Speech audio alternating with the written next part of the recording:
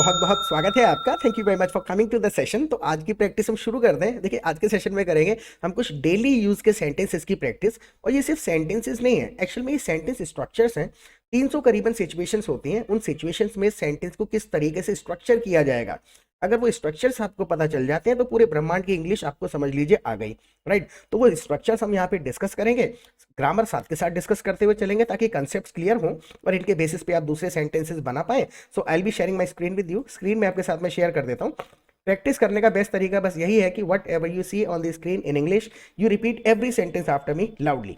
जोर से बोल के प्रैक्टिस करिएगा। और इन बातों को कहने का अगर कोई तरीका आपके माइंड में आता है कि एक बात को हम 10 तरीके से कह सकते हैं, राइट, कोई स्ट्रक्चर कोई सेंटेंस आपके माइंड में आता है तो please do write your sentences in comment section.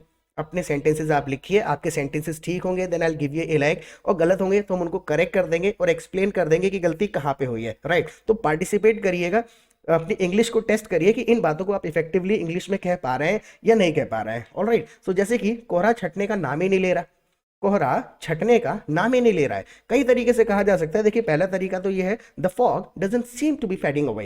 The fog doesn't seem to be, देखिए सीम टू बी का मतलब ही है कुल मिलाकर कि आसार नहीं लग रहे हैं, लक्षण नहीं लग रहे हैं। The fog doesn't seem to be fading away. Fade away मतलब बिल्कुल छटने की इस्तेमाल हो गया वर्ड। राइट, इसी की जगह आप दूसरे तरीके से कह सकते हैं, the fog doesn't appear to be lifting. Lifting word जो है वो नेटिव इंग्लिश में बहुत ज्यादा इस्तेमाल होता है फॉग के लिए। The fog doesn't appear to be lifting, या फिर the fog doesn't seem to be fading away. Right, तो एक बात को हम कई तरीके से कह सकते हैं। तो आप अपने सेंटेंसेस भी लिखिएगा, कोई एक सेंटेंस अगर आपके माइंड में आया हो तो। Right, now look at the next sentence. आप पूरा सेशन देखिए, लॉजिक आपको समझ में आ जाएगा। 12 बज रहे हैं और ऐसा लग रहा है 6 बजे हो। 12 बज रहे हैं और ऐसा लग रहा है 6 बजे हो। एज इफ वाला भी फॉर्मूला यूज कर सकते हैं आप, या लाइक का भी इस्तेमाल कर सकते हैं। जैसे कि it's already 12 o'clock। It's already 12 o'clock, already लगा के हमने एम्फेसाइज कर दिया कि 12 बज रहे हैं, बट इट फील्स लाइक 6। इतना कह के छोड़ देना है। हिंदी में जो शब्द हमने इस्तेमाल करे हैं वो सारे यूज करने की जरूरत नहीं है। Right, it's already 12 o'clock but it feels like 6। आप ऐसे कह सकते हैं, it's already 12 o'clock, right, but it feels as if it's only 6। It's already 12 o'clock, but it feels as if it's just 6. As if लगा के भी आपने emphasize कर दिया, ऐसा महसूस हो रहा है। या फिर but it feels like it's 6, तो like की जगह as if का इस्तेमाल आप कर सकते हैं। राइट, तो ज्यादातर होता क्या है कि 300 करीबन स्ट्रक्चर्स हैं। ग्रामर कह लो, स्ट्रक्चर कह लो, ग्रामेटिकल जो रूल्स है वो 50 हैं और स्ट्रक्चर्स 300 हैं। ये आ गए समझ में तो समझ लीजिए कि हर सेंटेंस में घूम फिर के वही रहता है। Now look at the next sentence. कोहरा हो या ना हो तुम्हें क्या फर्क पड़ता है। Actually this conversation is going on between husband and wife. Now wife is saying कि कोहरा हो या ना हो तुम्हें क्या फर्क पड़ता है। अब देखिए, इसमें क्या है, वेदर वाला हम रूल अप्लाई कर देंगे, यूज करने की कोशिश करते हैं। कोहरा हो या ना हो तुम्हें क्या फर्क पड़ता है, वेदर का इस्तेमाल करते हैं हम। वेदर देयर इज फॉग और not, whether there is fog और not, what difference does it make to you. Whether का इस्तेमाल मुझे नहीं पता वो आएगा या नहीं आएगा, so I don't know whether he will come और नॉट। राइट, तो वेदर का इस्तेमाल है, तो वेदर देयर इज फॉग और not, what difference does it make to you, आपके ऊपर क्या फर्क पड़ने वाला है इससे। So whether there is fog और not, what difference does it make to you. बिल्कुल सिंपल। नाउ अगर इसी बात को कहने का कोई तरीका आपके माइंड में आए तो आप बना के देखिए। तो होता है छोटे छोटे सेंटेंसेस हैं। Look at the next sentence. तुम तो वैसे भी 12 बजे ही सो के उठते हो, यानी कि नाउ वाइफ इज सेइंग कि वेदर देयर इज फॉग और not, what difference does it make to you. तुम तो वैसे भी 12 बजे ही सो करके उठते हो। अब एम्फेसाइज करने की कोशिश की गई है थोड़ा इडियोमेटिक तरीके से, तुम तो वैसे भी 12 बजे उठते हो ना। तो बिल्कुल simple, you usually wake up at 12। देखिए इसमें हुआ क्या, you usually wake up at 12, यहां पर एक सेंटेंस बोल दिया गया। राइट, अगर तुम तो वैसे भी 12 बजे उठते हो, देखिए इसमें फील समझना होता है, शब्दों को ट्रांसलेट नहीं करना है, लॉजिक समझिए, don't get bored please. Right, देखिए इसमें फील क्या है, इस सेंटेंस के पीछे फील ये है कि तुम कोहरा बता रहे हो, 12 बज गए, ऐसा लग रहा है 6 बजे हैं, इससे कोई फर्क नहीं पड़ता, तुम तो वैसे भी 12 बजे उठते हो, तो यहां पर आप एनीवे का इस्तेमाल कर लेंगे।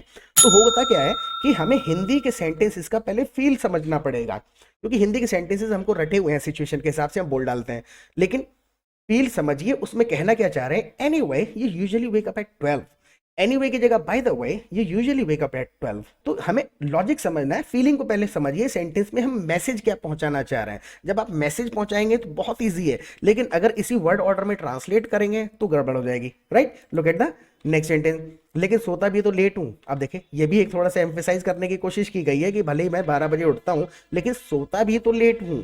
तो इस प्रकार की बातें हम करते हैं, तो इस प्रकार के सेंटेंस स्ट्रक्चर्स हमको पता होने चाहिए, क्या शब्द यूज होगा, कहाँ पे वर्ड यूज होगा, कौन सी जगह पे लगाया जाएगा, ताकि फील पहुंचे। देखिए इस सेंटेंस को समझने की कोशिश करिएगा, because I go to bed late, एक नॉर्मल सेंटेंस बोल दिया, because I go to bed late ना। देखिए वाइफ ने कहा anyway you usually wake up at 12, तुम तो उठते ही 12 बजे हो, राइट। अब हस्बैंड ने थोड़ा एम्फेसाइज करके कहने की कोशिश करी है, सोता भी तो लेट हूं। देखिए इसमें होगा क्या, आप यहाँ दैट्स जोड़ दो, अब देखिए फील बदल जाएगा, that's because I go to bed late.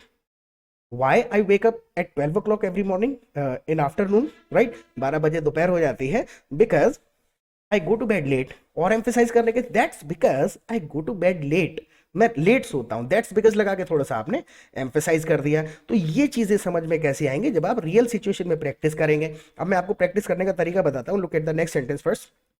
आपको बोला किसने लेट सोने के लिए। देखिए एक्चुअल में अगर आप हमारे चैनल पे पहली बार आए ना, तो प्लीज़ चैनल को सब्सक्राइब जरूर कर लीजिएगा, क्योंकि 200 से ज़्यादा वीडियोस ऑलरेडी अपलोडेड है हमारे चैनल पे।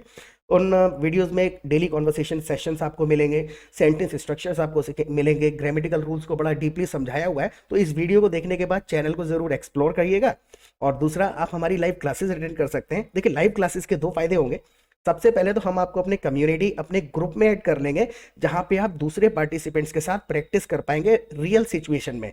लाइव जब आप प्रैक्टिस करेंगे ना, तो सिचुएशन में क्या कहा जाना है ये चीज समझ में आएगी। होता क्या है कि ग्रुप में 200-300 करीबन पार्टिसिपेंट्स होते हैं, तो सब अपने अपने तरीके से अपनी अपनी बातें लिख रहे होते हैं रियल सिचुएशन में, राइट, कि आज मुझे बहुत ठंड लग रही है, अरे हमारे यहाँ तो कोहरा बहुत हो रहा है, हमारे यहाँ तो कोहरा छट ही नहीं रहा है। तो जब इंडिविजुअल एक एक सेंटेंस लिखते हैं लोग, तो हमें फॉर्मेशन समझ में आता है कि यहाँ से शुरू किया और यहाँ खत्म कर दिया बंदे ने, राइट। तो और लोग उसके रिस्पॉन्स में कह देते हैं अरे यार तुम तो बड़े किस्मत वाले हो, तुम्हारे यहाँ धूप निकल गई। तो ऐसी बातें होती है ना ग्रुप में, तो रियल लाइफ से रिलेटेड सेंटेंसेस पता चलते हैं, उसके साथ साथ ग्रामर, सेंटेंस स्ट्रक्चर समझ में आता है। और सिर्फ ऐसा नहीं है कि आप सिर्फ चैटिंग कर सकते हैं, आप जब क्लोज हो जाते हैं, फ्रेंड्स बन जाते हैं, तो लोग फोन पे बात करके आप प्रैक्टिस कर सकते हैं, प्रोनाउंसिएशन की आदत पड़ती है।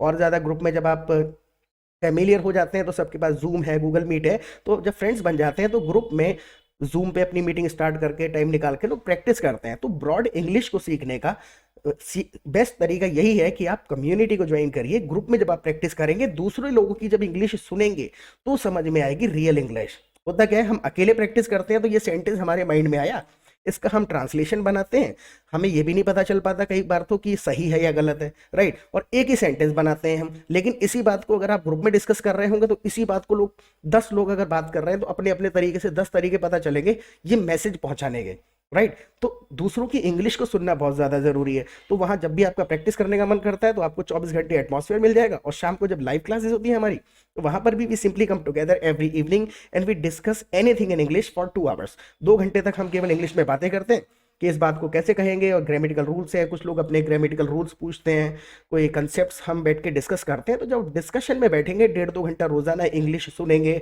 पार्टिसिपेट करेंगे, तो कंसेप्ट्स क्लियर हो जाएंगे and you will start speaking English fast, fluently and confidently the way you want to speak. Fees की बिल्कुल आपको चिंता नहीं करनी है, बहुत ही छोटा सा अमाउंट है। लाइव क्लासेस में आप आइए, बहुत जल्दी फ्लुएंसी आ जाएगी, राइट। लेकिन ये है, मैं अपने से फायदे की बात नहीं कर रहा हूं, मैं आपको जेन्युइन बताने की कोशिश कर रहा हूं कि अकेले प्रैक्टिस करते रहेंगे, ग्रामेटिकल रूल्स को समझते रहेंगे, नहीं हो पाएगा, फ्लुएंसी नहीं आएगी। आदत में अगर आपको लाना है, if you want to develop the habit of speaking English fast and continuously and fluently, then you will have to practice in real situation. Real situation में प्रैक्टिस नहीं करेंगे, समझ आ जाएगी लेकिन आदत में नहीं आएगी। Okay, so let's get back to it now, कि आपको बोला किसने लेट सोने के लिए। देखें अब इसको कितने तरीके से कह सकते हैं हम। देखो एक बिल्कुल सिंपल तरीका है, who told you to stay up late. Who told you to stay up late, stay up का मतलब होता है जागते रहने के लिए। अब देखिए यहाँ पर हिंदी में कुछ दूसरे वर्ड यूज हुए हैं, who told you to go to bed late, आप ऐसे कह सकते हैं, who told you to go to bed late, या फिर who told you to stay up late, रात तक जागने के लिए किसने बोला, या फिर देर से सोने के लिए किसने बोला। मैसेज सेम रहा। अगर ग्रुप में ये चीज हो रही होती तो लोग और भी कई तरीके से लिख देते थे, जैसे कोई यहाँ पर ये लिख देता, by the way who asked you to stay up late, who told you to stay awake late, right. Awake का इस्तेमाल किया जा सकता है स्टे अप की जगह। तो हमको ब्रॉड चीजें पता चलती हैं, अच्छा स्टे अप भी कह सकते हैं, अवेक भी कह सकते हैं, गो टू बेड भी जोड़ सकते हैं, या वेरिएशंस, ऑल्टरनेट्स पता चलते हैं एक बात को कितने तरीके से कहा जाएगा। Getting my point. Look at the next sentence. याद है आज आपने टेक्नीशियन को बुलाया, याद है आज आपने एक टेक्नीशियन को बुलाया, क्योंकि वो डिश टीवी में कुछ चैनल नहीं आ रहे हैं, तो कॉल किया है मैंने, अब वो रियल सिचुएशन की बात है, याद है कि आज आपने टेक्नीशियन को बुलाया है। देखिए बिल्कुल सिंपल तरीके से रिमेंबर इतना कह के छोड़ दिया, या साथ में जोड़ दो डू यू रिमेंबर। आपको याद है, do you remember you have called a technician for today. ये प्रेपोजिशंस छोटे छोटे हैं, सुनते समय लग सकता है कि समझ आ गया, लेकिन जब आप रिपीट करेंगे तो समझ में आएगा यहाँ पे फॉर का इस्तेमाल करना जरूरी है। So do you remember you have called a technician for today. याद है आज आपने एक टेक्नीशियन को बुलाया है। Now look at the next sentence, मैंने उसे 12 बजे बुलाया है। अब लिटरल क्या होगा, अगर हम इन्हीं वर्ड्स को हम ट्रांसलेट कर देंगे तो उसके कुछ और मीनिंग निकल के आएंगे, जैसे कि I called him at 12 o'clock, I called him at 12 o'clock. अगर ये सारे शब्द यूज किए जाएं तो I called him at 12 o'clock, इसका मतलब हुआ मैंने उसे 12 बजे कॉल करी, लेकिन मैंने उसे 12 बजे बुलाया है, तो मैंने यहां पर क्या किया है, I told him to come at 12, right. तो होता क्या है, ये हिंदी के शब्द कुछ और मैसेज पहुंचा रहे हैं, लेकिन उसी मैसेज को पहुंचाने के लिए इंग्लिश में कुछ और वर्ड्स का इस्तेमाल किया जाएगा। और सिर्फ ऐसा नहीं है कि ये एक सेंटेंस है, लगभग 90% English is spoken its own way. अगर हम ट्रांसलेशन कर देंगे या तो बनेगी नहीं, और बन जाएगी तो मैसेज बदल जाएगा। So I told him to come at 12 o'clock, मैंने उसको कहा 12 बजे आना। Now look at the next sentence, उसकी कॉल आ गई है, वो रास्ते में ही है। नाउ वाइफ इज सेइंग कि उसकी कॉल आ गई है और वो रास्ते में ही है। देखिए उसकी कॉल आ गई, कई तरीके से कह सकते हैं, he has already called and he is on his way here. He has already called, या फिर आप ऐसे कह सकते हैं he is already made a call, he has already made a call and he is on his way here. यानी यहां आ रहा है he is on his way here, यहां आ रहा है और रास्ते में ही है, राइट। अगर हमें यहां पर यह कहना पड़े कि उसने कॉल कर दी है और वो आधे रास्ते में पहुंच चुका है, right? So he has already made a call and he is halfway here, on his way here। जैसे मैं घर आ रहा हूं और रास्ते में हूं, हम सिंपल कह सकते हैं आई एम वे होम। तो ये चीजें हमको कैसे समझ में आएंगी, जब आप दूसरों की इंग्लिश सुनेंगे, राइट। आप अगर इसको ट्रांसलेशन करके कहें तो आप ऐसे कहते हैं I am coming to home, I am on the way, right. Translation ठीक है इस सेंटेंस का हो गया, लेकिन बाकियों का क्या, जो हो नहीं पाएगा, 90% का नहीं होता है ना। लोग अब कई बार आपने लोगों को कहते सुना होगा कि अरे अंग्रेजों की इंग्लिश तो अलग है। ऐसा नहीं है, वो इस प्रकार के स्ट्रक्चर्स हैं जिनके डबल मीनिंग नहीं निकल रहे हैं, वो अप्रोप्रिएट इंग्लिश है। लेकिन हमारी इंग्लिश हिंदी से कनेक्टेड है, उनके सेंटेंसेस का हिंदी से कनेक्शन नहीं बनता, इसलिए समझ में नहीं आते हैं, राइट। ग्रामेटिकली उनकी इंग्लिश ज़्यादा परफेक्ट है हमसे और अच्छी है, क्योंकि वो हिंदी से ट्रांसलेशन नहीं कर रहे हैं। हमारी खराब है, तो हमको अच्छी करनी है। Now look at the next sentence. और अच्छी से मतलब क्या है, अब ये भी नहीं है कि हम इंडियन से बात करेंगे, प्रॉब्लम क्या होगी, मान के चलिए आप जापान चले गए, चाइना चले गए, अब वहां के बंदे से अगर आप ट्रांसलेटेड इंग्लिश बोलेंगे, आपकी इंग्लिश ग्रामेटिकली ठीक सही, लेकिन नहीं समझेगा वो, वही समझेगा जो हिंदी से कनेक्शन करेगा, ट्रांसलेट करेगा हिंदी में, फिर निकाल लेगा मतलब। लेकिन सिर्फ इंडिया में इंग्लिश बोलने की जरूरत ही नहीं है। अगर इंग्लिश सीखनी है या इफेक्टिव इंग्लिश बोलनी है या समझनी है यूनिवर्सल इंग्लिश, तो आपको वो नेटिव इंग्लिश ही सीखनी पड़ेगी। ओके, सो जल्दी उठो वो कभी भी आ सकता है। अब देखिए यहां पर कह रहे हैं जल्दी उठो वो कभी भी आ सकता है, बिल्कुल सिंपल सा तरीका है, come on get up, right. Wake up quickly कह दिया आपने, तो आपने उठने की प्रक्रिया पे एम्फेसाइज कर दिया, मैसेज उसका भी मतलब वही है, wake up quickly, right. Come on get up कहा तो आपने ये कहा उठो, राइट। वेक अप क्विकली यानी कि उठ रहे हो, लेकिन धीरे धीरे, मूवमेंट धीरे धीरे है, राइट। वेक अप क्विकली का मतलब ये हो गया, come on get up, he can arrive any time, वो कभी भी आ सकता है। देखिए ऐसा नहीं कि दूसरा बोल देंगे तो गलत हो जाएगा, लेकिन इंटरचेंजेबली यूज भी होते हैं। लेकिन हमें करना क्या है कि हम जब परफेक्ट बोलने की कोशिश करेंगे, मान के चलिए 100% के लिए प्रिपेयर करेंगे तो 70% परफॉर्म कर पाएंगे। Getting my point. अगर हम प्रिपेयर ही कर रहे हैं 10% के लिए तो 1% परफॉर्म हो पाता है। Now look at the next sentence. ये टीवी सही करेगा, उसे मुझसे क्या लेना देना, जैसे कि वाइफ ने कहा come on get up, he can arrive any time, वो कभी भी आ सकता है। अब नाउ हस्बैंड इज सेइंग वो टीवी सही करेगा, उससे मुझसे क्या लेना देना, वो टीवी सही करने आ रहा है, उसे मुझसे क्या लेना देना, मैं सो रहा हूं या जाग रहा हूं, फीलिंग ये है, राइट। बिल्कुल सिंपल सा एक सेंटेंस बोल दीजिए, he is coming to fix the TV, वो क्या करने आ रहा है, he is coming to repair the TV, he is coming to fix the TV. Fix जो है वो एक कॉमनली यूज होता है, he is coming to fix the TV, what does he have to do with me, मुझसे क्या लेना देना है, what does he have to do with me, मुझे तुमसे कुछ लेना देना नहीं है, तो I have nothing to do with you now, I have nothing to do with you, मुझे तुमसे कोई लेना देना नहीं है, right. So he is coming to fix the TV, what does he have to do with me. छोटी सी grammar है, व्हाट डज ही हैव करके ग्रामर लगा दी हमने, बिल्कुल बेसिक सी ग्रामर है। So why is he coming here, he is coming to fix the TV, what does he have to do with me, मेरे से क्या लेना देना उसका। नाउ आलस छोड़ दो, जल्दी उठो, बिल्कुल सिंपल सा सेंटेंस है, 100 तरीके से कहा जा सकता है, बिल्कुल simple. Don't be lazy, get up.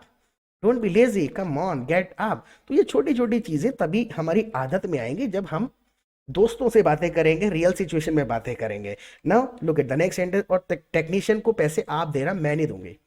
Technician को पैसे आप देना, मैं नहीं दूंगी। अब ये जो है एम्फेसाइज किया जा रहा है कि मैं नहीं दूंगी, आपको देने पड़ेंगे, तो वही फील पहुंचाना है, बिल्कुल सिंपल। देखिए, and you are the one going to pay him, you are the one going to pay him the money, not me. इस तरीके से कह दिया आपने, या फिर आप इस तरीके से कह सकते हैं, यू पे him the money your self, you पे him the money your self, I am not gonna pay him a single penny. You पे him the money your self, खुद पैसे देना। तो योर सेल्फ लगा के भी आपने एम्फेसाइज किया कि आप पैसे देना, मैं नहीं दूंगी। तो जो एम्फेसाइज करने की कोशिश कर रहे हैं, जिस वर्ड पे जोर दे रहे हैं, उस वर्ड पे जोर देने के लिए वो वर्ड कहाँ फिट करना है सेंटेंस में, क्या ग्रामर यूज होगी, स्ट्रक्चर कहाँ से शुरू करना है, ये चीजें समझनी है। बहुत ज्यादा कॉम्प्लिकेटेड नहीं है, बहुत आसान है, लेकिन हमारा तरीका थोड़ा सा गलत है, इसलिए टाइम लगता है और कंफ्यूजन होते हैं। सो यू पे him the money your self, I am not gonna pay him this time. Now look at the next sentence. ठीक है, अगर उसके पास ऑनलाइन पेमेंट का ऑप्शन हुआ तो मैं दे दूंगा। ये मैंने इजी करके लिख दिया है, लेकिन अगर हम हिंदी में कहते, बिल्कुल अपनी बातचीत कर रहे होते, तो ऐसे ही कहते, अगर उसने ऑनलाइन पेमेंट लिया तो मैं कर दूंगा, राइट। अगर उसके पास पेमेंट का ऑप्शन हुआ तो मैं कर दूंगा। और भी कई तरीके से आ सकता है हिंदी सेंटेंस, लेकिन फील समझ गया हूं मैं। फील समझ गए हैं तो हम क्या कहेंगे, बिल्कुल simple, all right if he has an option for online payment, all right if he has an option for online payment, I do it, मैं कर दूंगा, राइट। All right. अब देखिए, भले यहां पर फ्यूचर की बात है कि अगर उसके पास पेमेंट का ऑप्शन हुआ, तो वो लिटरल चीजें बिल्कुल टेंस के साथ नहीं जोड़ना है, बिल्कुल simple, if he has an option for online payment I will do it, तो मैं कर दूंगा। लेकिन अगर उसने कैश मांगा तो तुम देना, अगर उसने कैश मांगा तो तुम देना, तो बिल्कुल simple. But if ask for hard cash, देखिए हार्ड कैश का मतलब होता है, नोटों की बात कर दिया आपने, एम्फेसाइज कर दिया। आप कैश भी लगा सकते हैं, हार्ड कैश कह दिया तो हमने नोट की बात कर दी कि ऑनलाइन नहीं लेगा, हार्ड कैश लेगा। But if he asks for hard cash, you will have to pay, तो आपको पे करना पड़ेगा। Now look at the next, pronunciation की आदत डालनी है, रिपीट करते चलिए। Look at the next sentence. वैसे उसे कितने पैसे देने हैं, देखो ये ऐसे सेंटेंस आया हमारे माइंड में, वैसे उसको कितने पैसे देने हैं, बिल्कुल सिंपल। देखो मैसेज कैसे जा रहा है, well how much does he charge, गया message, how much does he charge, या फिर how much do we have to pay him, how much do we have to pay him, दो तरीके से हो गया, right. Look at the last sentence, ये last sentence है। हाँ, उसने 200 रुपये बताए और अगर कोई पार्ट खराब निकला तो उसके पैसे अलग लेगा। छोटे छोटे 3 सेंटेंसेस हैं। और देखिए, आपने अगर ये लास्ट सेंटेंस है, अभी तक जो सेशन आपने देखा, आपने एक लॉजिक लगाया, कहीं भी कोई लिटरल ग्रामर यूज हुई है, पूरी कॉन्वर्सेशन कर दी है, राइट। कहीं यूज नहीं होती है, क्योंकि लिटरल ग्रामर के ऑल्टरनेट्स बहुत होते हैं जो इजीली हम यूज करते हैं, हिंदी में भी यूज करते हैं, राइट। देयरफॉर कह लो, दैट्स वाई कह लो, सो कह लो, राइट, सबका मतलब वही है। तो देयरफॉर बहुत कम यूज करते हैं, वो रिटन इंग्लिश में यूज होता है, फॉर्मल है। सो ज्यादा कहते हैं लोग, या दैट्स वाई ज्यादा कहते हैं। तो हम वही ग्रामर, वही मैसेज पहुंचा रहे होते हैं, लेकिन लिटरल ग्रामर के बिना। सीखते हैं तो क्या करते हैं, वो लिटरल ग्रामर सीखने में लग जाते हैं, जबकि हमें आदत में डालने होते हैं सेंटेंसेस। तो उसने 200 रुपये बताए और अगर कोई पार्ट खराब निकला तो उसके पैसे अलग लेगा। देखिए कितने तरीके से कह सकते हैं, ही सेड 200, उसने 200 बोले, ही सेड 200, ही आस्क्ड पर 200, ही कोटेड 200। अब कॉन्वर्सेशन में नहीं कहेंगे ही कोटेड 200, राइट, क्योंकि ना इतना बड़ा अमाउंट है, ना इतना सीरियस मुद्दा है।